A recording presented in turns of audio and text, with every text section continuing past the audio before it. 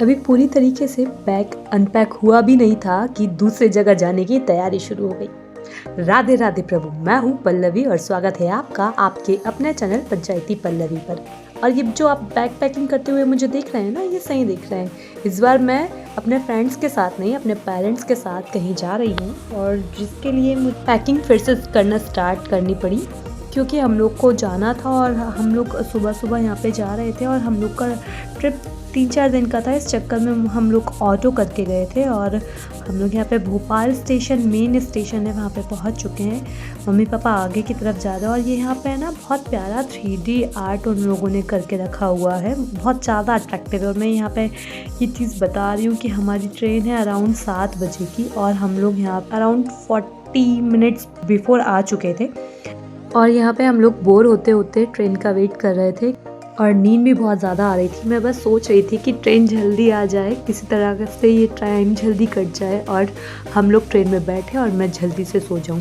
इसके बाद हम लोग की ट्रेन के लिए अनाउंसमेंट हो गया था और हमारी ट्रेन ट्रैक पर लग चुकी थी। हम लोग जल्दी जल्दी ट्रेन के लिए आगे बढ़ गए और हम लोग यहाँ पे ट्रेन में चढ़ चुके थे। फाइनली जिस चीज़ का मुझे इतनी देर से इंतज़ार था, मैं फाइनली ट्रेन में चढ़ चुकी थी और हम लोग ट्रेन में बैठ चुके थे और ट्रेन यहाँ से निकल चुकी थी। भोपाल का स्टेशन अभी पहले के हिसाब से बहुत ज़्यादा साफ़ सुथरे रहने लगे हैं और यहाँ पे आते से ही, क्योंकि मॉर्निंग की ट्रेन थी, मैं सोई नहीं थी ठीक से प्रॉपर रात में, घर के भी कुछ काम करने होते हैं, इस चक्कर में मैं प्रॉपर सोई नहीं थी। और हम लोग की 2 लोअर बर्थ थी और एक मिडिल थी।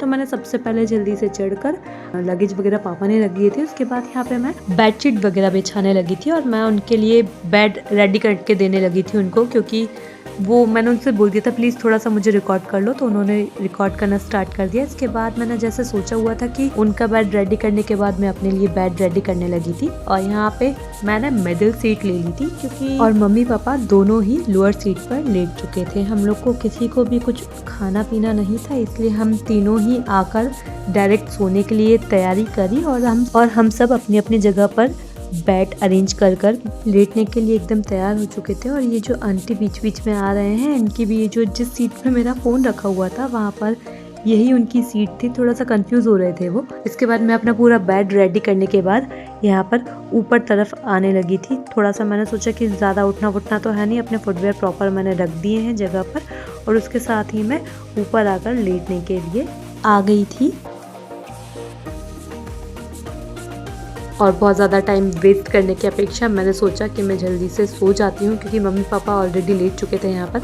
और मैं सोच रही थी यार मैं स्पेक्स कहाँ रखूँ, फिर मैंने अपनी तरफ ही सारा स्पेक्स वगैरह जो भी सामान रखना था मैंने वहाँ पे रख लिया था और मैं यहाँ पे सो चुकी थी। थोड़ी देर बाद जब मैं सो रही थी तभी ये मम्मी ने थोड़ा सी क्लिप ली थी और जब मैं सो के उठी थी तो मम्मी मुझको बोल रही थी कि चलो खाना खा लेते हैं। और हम लोग जब भी कहीं जाते हैं ना तो हम प्रेफर करते हैं कि बाहर का खाना हम जितना हो सके उतना अवॉइड करें, क्योंकि आप सबको पता है कि बाहर के खाने में कितनी गंद मची होती है। स्पेशली रेलवे स्टेशन जहाँ पे आप कंप्लेन नहीं कर सकते हैं, स्पेशली वहाँ का खाना एकदम अनहाइजेनिक होता है और वो कितना ज़्यादा आपके लिए डेंजरस हो सकते हैं या आप कभी सोच भी नहीं सकते हैं। यहाँ पे वही अपना आलू पूरी जो हर ट्रेन सफ़र में बना के ले जाते हैं, वो हम लोगों ने बना के लेके गए थे। और मम्मी ने पुलाव भी लेके आए थे हम लोग के लिए, बहुत ज़्यादा टेस्टी सा। मम्मी बहुत अच्छा पुलाव बनाते हैं वैसे। और वही सब हम लोग ने यहाँ पे खा पी लिया है। खा पी के हम लोग जल्दी से फ्री हो चुके थे। उसके बाद मैं और मम्मी बहुत सारी पंचायत करने लगी। हम लोगों की ये सारी बातें चलती रहती है कि यहाँ पे क्या लगा हुआ है, क्या चीज़ें, यहाँ पे फसलें उगी हुई है। बाहर हम लोग देख के उन्हीं सारी फसलों की बातें कर रहे थे और हम लोग कुछ वेदर की बात कर रहे थे कि यहाँ पे अभी तक बारिश हो रही है नहीं हो रही है। मध्य प्रदेश में तो बहुत ज़्यादा जगहों पे बारिश नहीं हो रही है, बहुत ज़्यादा अनईजी फील होने लगा है अब तो। और वही फिर हम बाहर चीज़ें देखते देखते मैं मम्मी को कुछ पंचायत बता दी थी। शायद से कोई स्पेशल ट्रेन निकल रही थी या फिर मालगाड़ी है या फिर कुछ तो अलग से। नहीं, यहाँ पे एक बहुत बड़ा कचरे का ढेर लगा हुआ था, शायद ये इटारसी की तरफ कहीं था, तो मैं वही मम्मी को दिखा रही थी। इसके बाद ये जो ग्रीन एकदम सुंदर जो नज़ारे होते हैं ना, वो एसी कोच के अंदर से इतने अच्छे से नहीं आ पाते हैं, क्योंकि ग्लास इतना मोटा होता है, प्लस वो हमेशा साफ़ नहीं रहता है।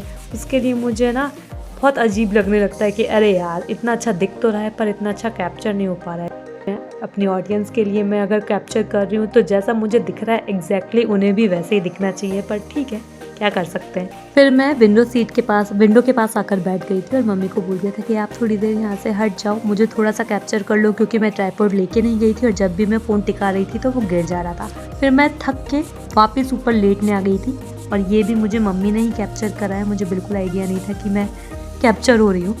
फिर ये एक बहुत अच्छी फसल हो रही थी। जो लोग शायद समझ गए कि हम लोग कहाँ जा रहे हैं वो प्लीज़ कमेंट करके बता सकते हैं, क्योंकि ये अंगूर की खेती है और अंगूर की खेती सभी जगहों पर नहीं होती है। तो जिन भी लोगों को पता है कि अंगूर की खेती कहाँ कहाँ होती है वो कमेंट में ज़रूर बताइएगा, ताकि मुझे पता चल सके कि आपको ये चीज़ पहले से पता चली है या नहीं कि मैं कहाँ जा रही हूँ।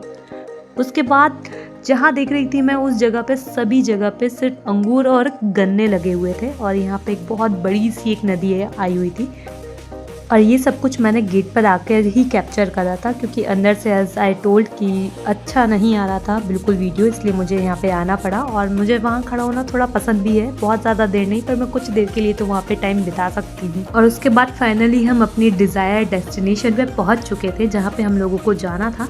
इसके बाद भी अभी हमारा सफ़र कुछ बाकी था, जिसके लिए हम अपने सामान के साथ बाहर की तरफ जाने लगे। फिर हम लोग ब्रिज से बाहर की तरफ बढ़ चुके थे और ये अंकल मुझे देख रहे थे कि अरे यार आजकल की यूथ पता नहीं क्या कर रही है, इन्हें क्या ही कैप्चर करना होता है।